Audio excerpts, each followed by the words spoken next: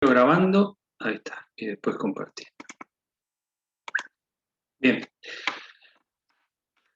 Entonces habíamos visto el supuesto del artículo 1, ¿sí? El tercero, el banco, la empresa, lo que ustedes quieran, el Estado, ¿sí? Exige una estipulación expresa. Todo negocio que hagas conmigo vas a responder en forma solidaria. Puede ser que el contrato ya tenga una estipulación, el inciso 2, ¿sí? Que diga, mira, nosotros vamos a responder en forma solidaria con todo, ¿sí? Con respecto a toda nuestra gestión negocial, frente a todos los terceros. Entonces va a haber una estipulación en este sentido. Vamos a subir un contrato por ahí de sociedad. De hecho, no son comunes, pero hay. El tercer caso por ahí es el caso que es un poquito más complicado, pero ustedes son gente re inteligente y entonces lo van a entender enseguida, que dice así: de las reglas comunes del tipo que manifestaron adoptar y respecto del cual se dejaron de cumplir requisitos sustanciales o formales. ¿Esto cómo se come? Pero que yo le dije, bueno, esta regulación se aplica a estos tipos si tienen contratos, si no tienen contratos, si tienen un contrato informal eh, para regular solo sus derechos, si tienen un contrato para ser oponible frente a terceros, o si fueron a inscribir un contrato previendo que querían formar una sociedad típica y nunca se llegó a inscribir. Es este caso. Entonces, ¿qué es lo que está diciendo la ley? Es una aplicación de lo que se llama la teoría de los propios actos, que ustedes debieron haberla visto alguna vez, debieron haberla estudiado. Eh, ¿Por qué? Porque resulta que yo fui a querer inscribir una sociedad colectiva, como es la responsabilidad de la sociedad colectiva, es solidaria, y resulta que la sociedad nunca se inscribió, por esto que dijimos, se nos murió el abogado en el camino, había homonimia y la IGJ nos rechazó la inscripción porque había otra sociedad que se llamaba igual, y como no le pagamos al abogado, el abogado se desinteresó del asunto y nunca se inscribió. Entonces, después, cuando a mí me vienen a exigir responsabilidad solidaria, yo no puedo invocar las disposiciones comunes de la responsabilidad simplemente mancomunada del artículo 24 porque yo quise ser socio en una sociedad con responsabilidad solidaria. ¿Entendió? Si no lo hubieran entendido, lo vemos y lo explicamos de vuelta, porque yo sé que ustedes son brillantes, pero yo no, entonces por ahí no se me entiende, ¿sí? Bueno, entonces ahí tenemos los tres supuestos que escapan a la regla de la simple mancomunación. ¿Ha habido una voluntad? ¿Se puede repetir de vuelta el último supuesto? Sí, está bien, está bien. Estos son los tres supuestos que escapan a la regla de la simple mancomunación. Hay una voluntad del socio de obligarse solidariamente, o frente a un negocio en particular, o frente a todos los negocios de la sociedad, o porque el socio quiso tener, y ahora lo explicamos de vuelta, una sociedad con responsabilidad solidaria. Y después no puede invocar que la sociedad es una sociedad de la sección cuarta y tiene responsabilidad simplemente mancomunada. Vamos de vuelta. Resulta que yo me junté con Camila y con Jorge y decidimos que queremos poner una sociedad colectiva, ¿sí? Entonces, Camila nos explica a Jorge y a mí, que somos bastante brutos, miren, tenemos que tener en cuenta que esa responsabilidad de la sociedad colectiva es una responsabilidad solidaria, además de subsidiaria y limitada y solidaria, es decir, que frente a los terceros nos pueden reclamar por el total de la deuda a cada uno de nosotros. Sí, bueno, pero vamos, porque es una sociedad más personalista, nosotros tres nos llevamos muy bien, no vamos a tener problemas, es más informal en cuanto a los órganos que hay que tener, fenómeno. Entonces, le pedimos a un abogado, a Guido, ¿no? Que Guido escriba esta sociedad colectiva. Entonces Guido va, intenta inscribir esta sociedad colectiva en el GJ y la inscripción es rechazada, porque el tipo se olvidó de poner los datos de los socios. Es un negligente, un inepto, y se olvidó de poner los datos de los socios, cualquier coincidencia con la realidad es pura coincidencia, digamos así, ¿no? Pero bueno, ¿qué es lo que nosotros quisimos tener? Una sociedad con responsabilidad solidaria. Sin embargo, no está escrita. Entonces entra dentro de la regulación que estamos viendo ahora, de las sociedades atípicas, de la sociedad de la sección cuarta. El día de mañana, nuestra asociación, nuestra sociedad, no cumple con una obligación que tenía. Entonces yo voy a reclamarle a Javier Cosentino por el 100% de la deuda, porque digo, usted tiene una deuda que es solidaria conmigo. Y yo le voy a decir, no, no, si estamos en la sección cuarta. La ley dice que es, fíjense acá, obligados simplemente mancomunados. ¿Sí? Entonces, ahí surge el supuesto del artículo 3, por el cual el tercero me va a decir, no, no, no, hermano, vos lo que quisiste hacer es una sociedad con responsabilidad solidaria. Te salió mal, pero vos querías tener esa responsabilidad, así que ahora no me la podés invocar a mí. ¿Sí? ¿Se entiende? Yo no estoy viendo el chat, les digo, porque no puedo con todo. Así que si hay alguna pregunta, háganla en vivo. ¿Mm? Bueno, lo pescaste ahí más o menos. No sé, esa información también la proporciona el registro. Proporciona cuando una sociedad intenta inscribirse y fracasa en el intento. Bueno, bueno. Jessica, ahí entramos en una cuestión que es sumamente importante, que excede la teoría, que es la prueba. ¿Sí? Ustedes tienen que tener en cuenta que este tipo de formaciones, de asociaciones, no hay un registro de cuántas hay porque precisamente no se inscriben. Podemos sacar alguna registración de AFIP, porque tienen que tener registraciones impositivas, ¿no es cierto? Y demás, pero son muchísimas, son la mayoría, ¿sí? Estas formaciones. Sí, ¿Puedo hacer un comentario de eso? sí, claro. Porque ahora IGJ sacó algo que es una sección de sociedades de hecho, donde vos podés pedir, por ejemplo, pedido de copia. Entonces, pedido de copia, para los que no saben y nunca fueron a IGJ, es, por ejemplo, solicitar la IGJ que te brinde lo que presentó una sociedad determinada.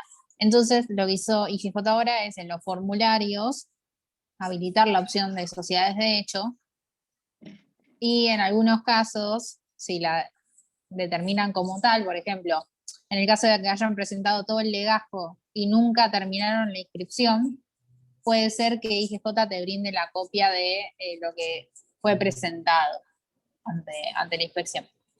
Pero bueno, nada, no todas las sociedades de hecho llegan a IGJ. Entonces tampoco que es algo que si vas a IGJ sí o sí te lo van a tener que brindar. Puede ser que nunca se haya tratado de inscribir. Pero bueno, nada, que está esa opción, está. Pero bueno, nada, puede ser que no la hayan optado por eso. Bien. Perdón, y en ese caso en el que nunca se llegó a inscribir, o sea, que no fue ni siquiera IGJ, ¿cómo podrías probar que efectivamente quería hacer otro tipo de sociedad? Ahora eso lo va a decir JJ cuando llegue al punto de prueba. Ah, genial, perdón.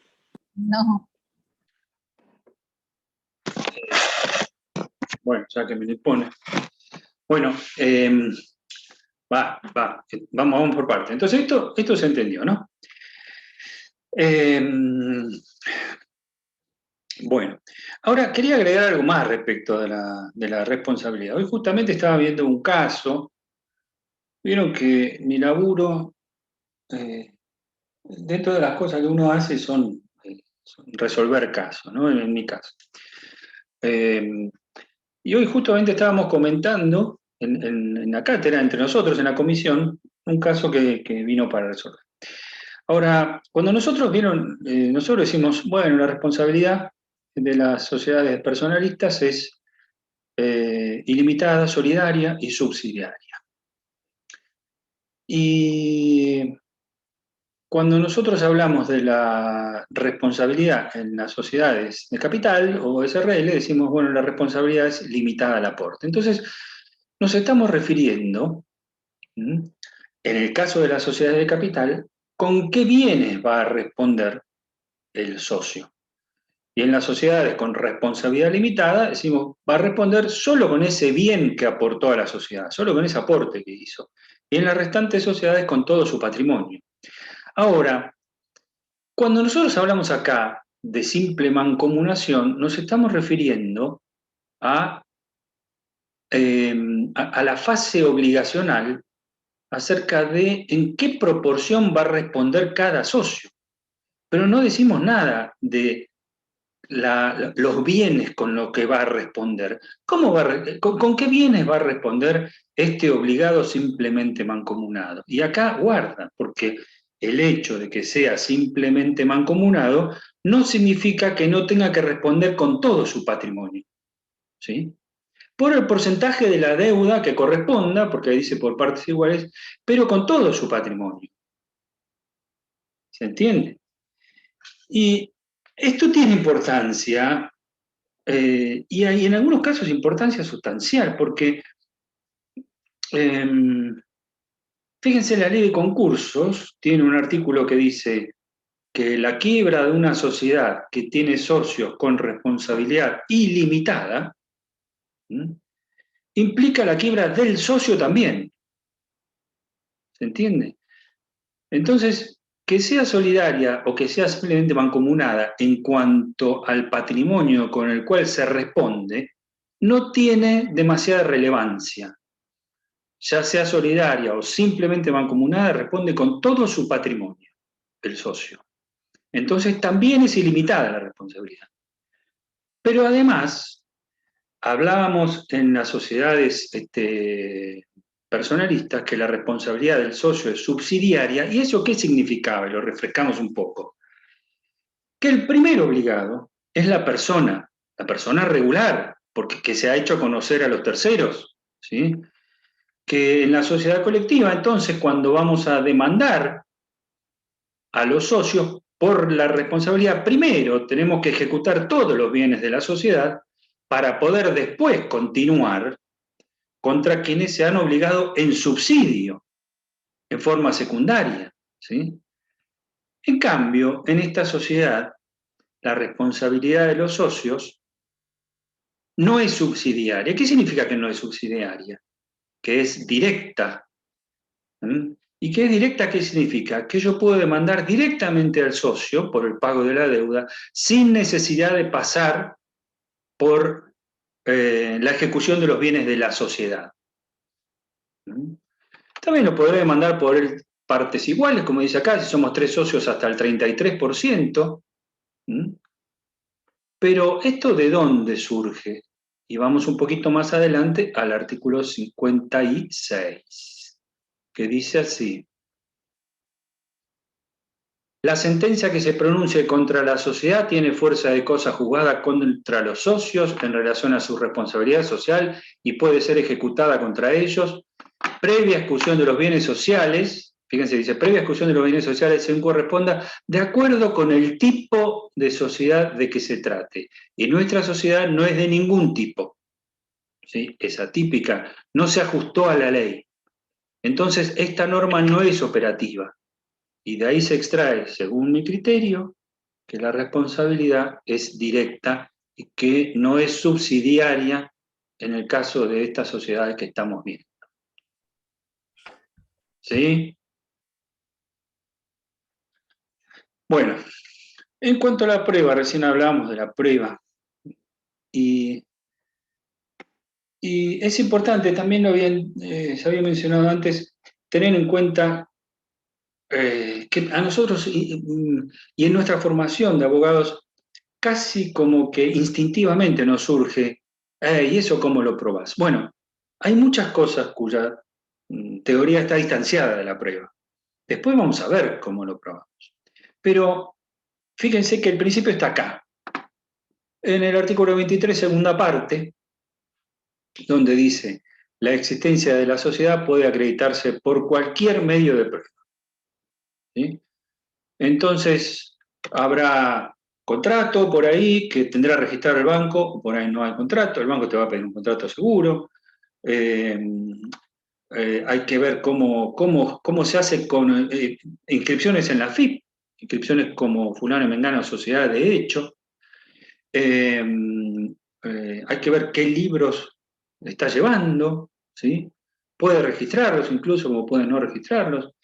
Hay que ver cómo se mueve en el giro negocial, si aparece con el administrador con sello que diga fulano, sociedad de hecho o no. Entonces, esas son cuestiones de prueba, pero la ley te la facilita porque te dice cualquier medio.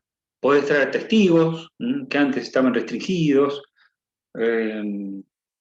pericias, lo que vos quieras. Entonces, eso puede acreditarse por cualquier forma y depende también, ¿no?, del contratante, del tercero y de la importancia del contrato, que siempre tenemos que tener en cuenta un principio de nuestro derecho, que cuanto mayor es la obligación del tercero de conocer, mayor es su responsabilidad, ¿no es cierto? Entonces, y teniendo en cuenta la naturaleza del tercero, porque una cosa es que la sociedad de hecho contrate con un albañil la pintura de todo el edificio y después no le pague, y otra cosa es que la sociedad de hecho contrate con un banco. El banco después no puede alegar determinadas cosas que tenía que saber o que tenía que prever como banco, ¿sí?, como una sociedad altamente especializada en el tráfico mercantil. Esto es lo que podemos decir respecto de la prueba. Y fíjense, ¿no?, cuando hablábamos hace un rato de la personalidad precaria, que antes decíamos que era precaria porque cualquiera de los socios podía provocar la disolución y liquidación del ente, hoy por hoy el artículo 25 es muy superador de la legislación anterior y dice que en el caso de estas agrupaciones la omisión de algunos requisitos, tipificantes o no, elementos incompatibles con el tipo, la omisión de cumplimiento de requisitos formales, puede subsanarse a iniciativa de la sociedad o de los socios. Cuando no haya, y fíjense, incluso cuando no haya acuerdo unánime de los socios, porque esta subsanación, como es una sociedad que vamos a ver nosotros, en realidad esta es una sociedad también personalista, donde se tiene en cuenta muy relevante la importancia de la persona de los socios que están contratando. Estas sociedades se contratan entre personas que se tienen mucha confianza, ¿sí? Entonces, toda decisión de modificación del contrato tiene que ser adoptada por acuerdo unánime. Eso lo vamos a ver un poquito más adelante, es decir, que todos los socios tienen que estar de acuerdo. Y si hay uno que no está de acuerdo, entonces no se toma esta decisión no se puede llevar a cabo. Sin embargo, si no hay acuerdo unánime de los socios, pueden los restantes socios ocurrir ante el juez, y el juez en un procedimiento que se llama sumarísimo, que debiera ser rápido teóricamente, puede ordenar que judicialmente se subsane y se inscriba la sociedad,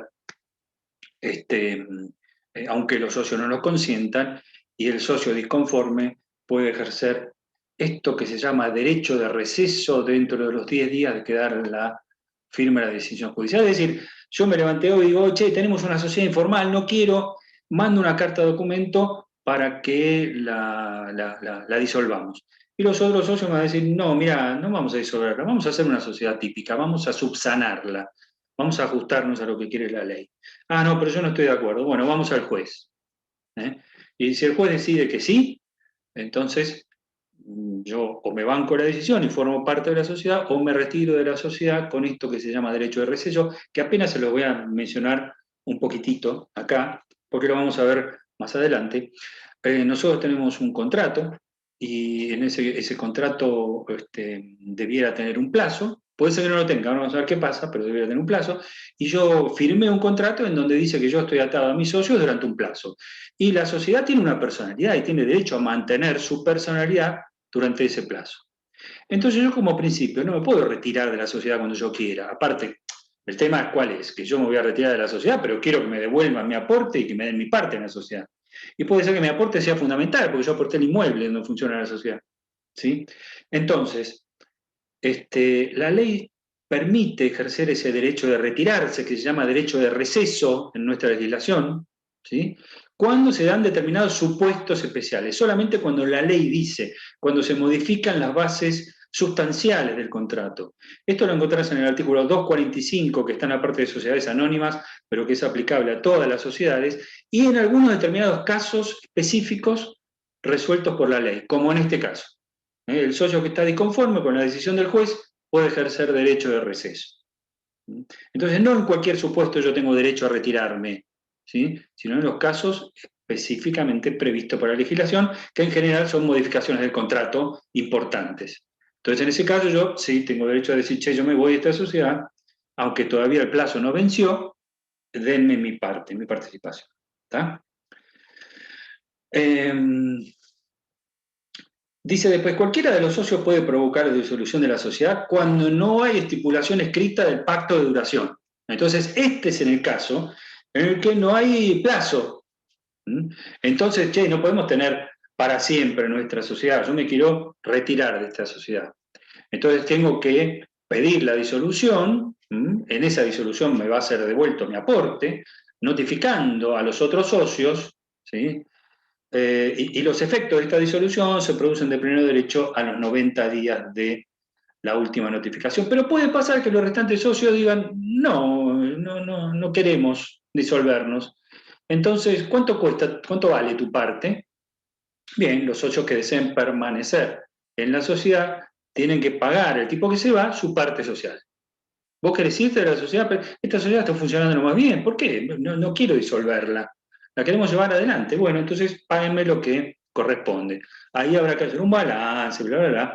Y ahí dice, la liquidación se rige por las normas del contrato y de esta ley vamos a ver más adelante, antes de terminar la parte general, las normas sobre disolución y liquidación. ¿Sí? Antes de entrar en la parte práctica de hoy, me quedaron Profe, dos. ¿puedo hacer una pregunta? Sí, por supuesto. Cortita. Sí. En ese caso, si pide, o sea, quiere retirarse, ¿no habría ningún tipo de sanción para ese socio que se quiera retirar? Y no, ¿sabes por qué no? Porque esta es una sociedad atípica, irregular, en donde la responsabilidad del socio no es la responsabilidad común, sino que, digamos, no es una responsabilidad limitada, no común, en donde no hay una responsabilidad limitada, en donde el socio puede sufrir consecuencias desagradables si es que la sociedad no cumple con sus obligaciones. Como dijimos recién, es simplemente acumulada, pero además es ilimitada, y además no es subsidiaria, no pueden demandar a él. Entonces, él tiene todo el derecho a que si no hay un plazo estipulado, pueda retirarse de la sociedad. Si yo no quiero, che, no quiero seguir acá, entonces me voy, ¿está? Entonces hay que pagarle su parte. Y si sí hay un plazo estipulado, es la primera parte del artículo. Che, vamos a ajustarnos a una sociedad típica, ¿sí? Entonces se aplica la primera parte. Y si no hay un plazo estipulado, se aplica la segunda parte. Pero sanción no hay precisamente por eso, porque en un caso lo que está buscando el socio es que esta sociedad sea regularizada. Y en este caso lo que está buscando es irse de esta sociedad no regularizada sin provocar la disolución. Mejor dicho, él quiere provocar la disolución para irse. Pero los demás pueden decidir, no, está bien, vos tenés derecho a irte porque tenés una responsabilidad agravada, pero nosotros nos quedamos. Entonces te pagamos lo que te debemos. Pero claro, no hay ni debiera haber. Yo hablaba más que nada tipo de, no tanto de la sanción, sino más bien de la indemnización. Eso me refería. No, la indemnización consiste en pagarle, si querés lo podemos llamar una indemnización tasada, que significa que está previsto expresamente en esta parte, donde dice los socios que deseen permanecer en la sociedad deben pagar a los salientes su parte social. Eso es lo único que hay que pagar al tipo, su parte social. Después era una cuestión de prueba, de ver cómo lo evaluamos, ¿sí? La parte social de él. Si él puso el inmueble, estamos en problemas porque hay que devolverle el inmueble, pero bueno, buscaremos otro en todo caso. Ahora, si no podemos pagarle la parte, entonces sí, no queda más remedio que la disolución y liquidación. ¿Está? Perfecto, gracias.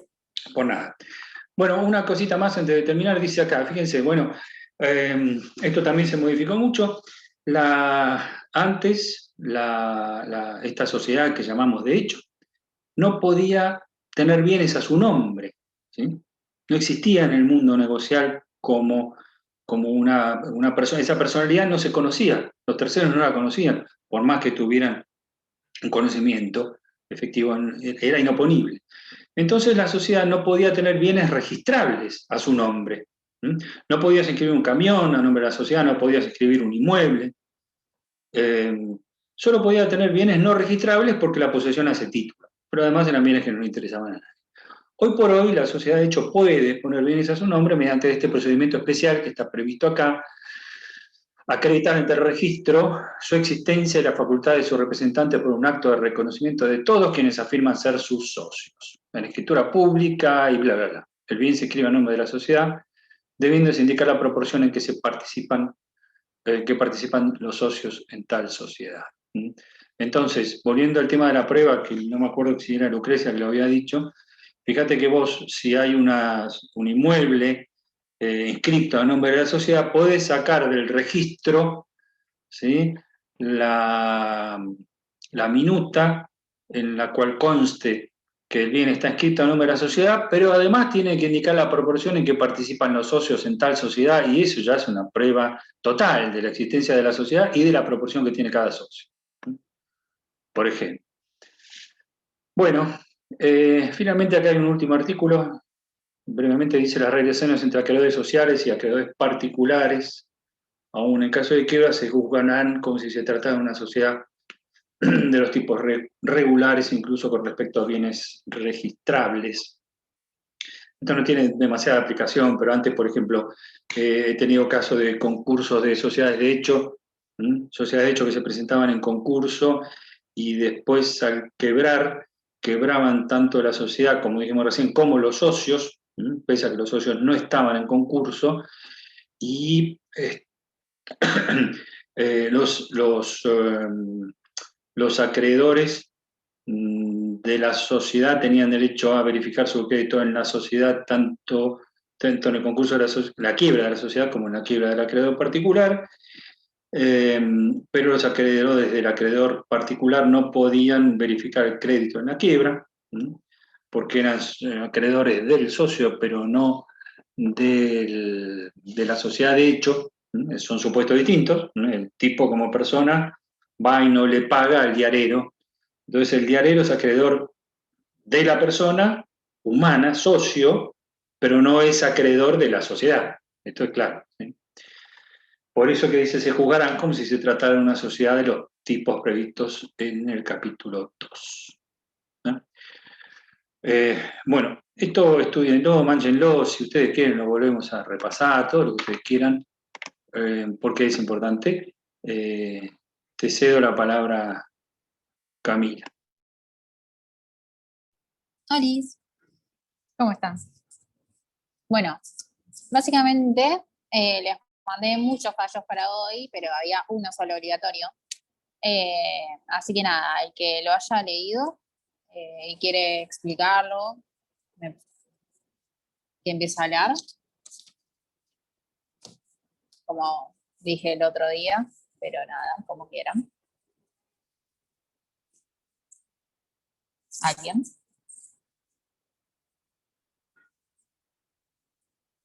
¿Nadie? Ok. No me quiero poner a nombrar gente igual. En serio. Si querés, lo explico así como muy básico, Dale. porque de miércoles a viernes ya el cerebro. Pero bueno, la parte actora, lo que quería demostrar justamente es que con el demandado tenía una sociedad de hecho. Para esto presentó recibos de pagos a proveedores y bueno, y obviamente la demandada decía que no habían, que tenían una relación, que sí tenían una relación, pero que no habían nunca formado una sociedad. Primera instancia, si no recuerdo mal, dijo que sí, que en realidad por lo que había presentado la parte actora, sí había una sociedad, y bueno, y después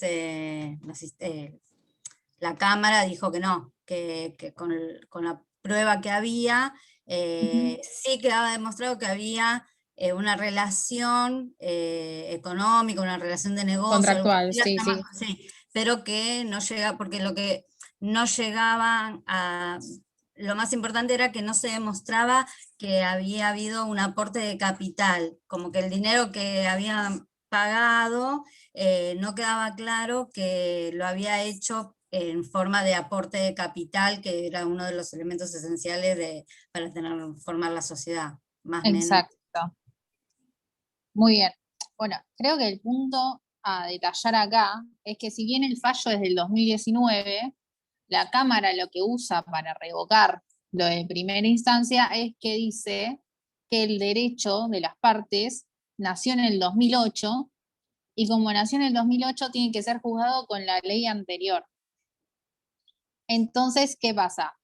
Dice que el principio de prueba es la prueba por escrito, que era lo que establecía antes la prueba para las sociedades de hecho irregulares. Ahora, como dijo JJ, se admiten todos los medios de prueba. Independientemente de eso, después hablan los testigos, o cita lo que dijeron los testigos, e igualmente los testigos no daban un criterio cierto de que existía una sociedad. Entonces, básicamente dice, aunque me guíe por el principio de prueba por escrito, independientemente de eso, si me estuviera guiando por la ley actual, tampoco se configuraría una sociedad, porque los testigos tampoco dieron prueba acabada de que realmente existía. Bueno, el primer criterio que usa es el del capital social, que dice, que muy bien dijo Marcela, ¿no? Sí. Perfecto. Es que la sociedad para subsistir, para existir, tiene que tener un capital social y que realmente debe surgir, que fue el dinero destinado a constituir ese capital social y que tiene que permanecer indisponible para que la sociedad pueda responder con eso. Después, el segundo punto que usa es lo de las ganancias y pérdidas, porque dice que no resulta de ningún lado de las pruebas que aportaron que hayan distribuido ganancias o soportado pérdidas entre las partes. Otro criterio que usa también es que básicamente Sánchez, que es el actor, dice que tenían una relación de donde él, si le pedía cosas, que haga cosas para la sociedad, Serenelli, los nombres, el demandado, lo hacía. Y también dice que tampoco es prueba acabada de que existe sociedad, porque eso puede resultar en cualquier relación de negocios. Entonces, básicamente, rechaza, o sea, revoca lo decidido en primera instancia en cuanto a la sociedad de hecho y a su existencia, pero no en cuanto a lo que es rendición de cuentas. Eso es importante. Es un punto muy importante en las sociedades de la sección cuarta. ¿Por qué? Por lo que dijo JJ, ahora las sociedades de la sección cuarta pueden designar un administrador, representante, etcétera. O sea, pueden organizar sus órganos. Pueden decir, bueno, esta persona me representa, esta persona es la que administra, esta persona puede firmar estos documentos, etcétera, etcétera. Tienen esa libertad. Pero, ¿qué pasa?